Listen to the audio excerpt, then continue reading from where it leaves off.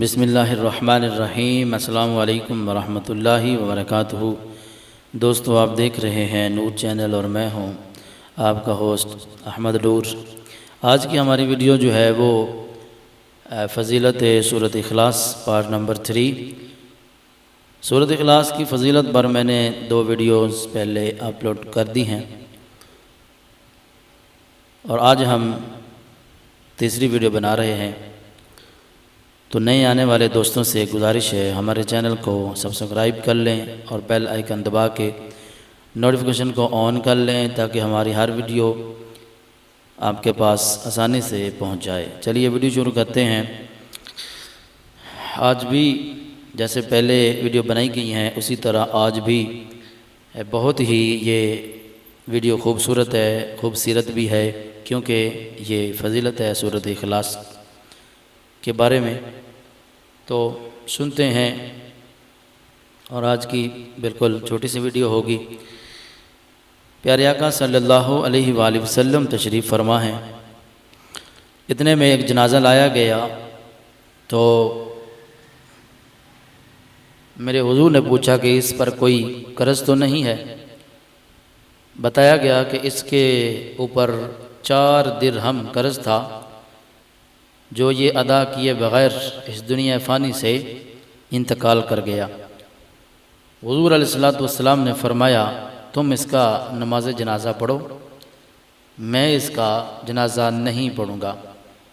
اتنے میں جبریل امی حاضر ہوتے ہیں اور عرض کرتے ہیں کہ آپ کا رب فرماتا ہے کہ تحقیق یہ بندہ بخشا ہوا ہے کہ میں نے جبریل کو اس کی صورت دے کر اس کا قرض میں نے ادا کروا دیا، اور فرمایا جو اس کا جنازہ پڑھے گا نا اللہ اس کو بھی بخش دے گا۔ میرے حضور پوچھتے ہیں جبریل یہ مرتبہ کیسے حاصل ہوا اس کو؟ جبریل امی عرض کرتے ہیں کہ یہ بندہ روزانہ 100 مرتبہ سورۃ اخلاص کی تلاوت کیا کرتا تھا، روزانہ 100 مرتبہ سورۃ اخلاص کو پڑھ لیا کرتا تھا۔ دوستو، دیکھا آپ نے اتنی بڑی فضیلت کہ اس کے 4 درہم قرض بھی میرے اللہ نے ادا کروا دیا اور حضور نے اس کا جنازہ بھی بڑھا دیا، اور جن لوگوں نے اس کا جنازہ پڑھا وہ بھی بخش دیے گئے۔ اس لیے ہم کو بھی اس پہ عمل کرنا چاہیے۔ دوسری ملتی ہے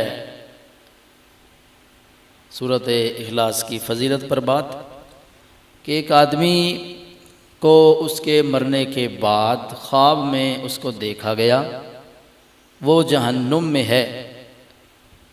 دوسری رات اس کو پھر خواب میں دیکھا گیا تو وہ جنت میں ٹہل رہا ہے۔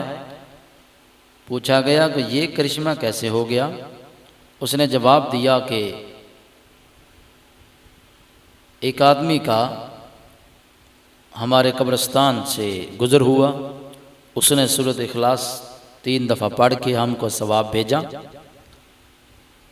جو ثواب میرے ذمے میں آیا میرا جو حصہ تھا اللہ پاک نے اس کی برکت سے مجھے جنت میں داخل فرما دیا۔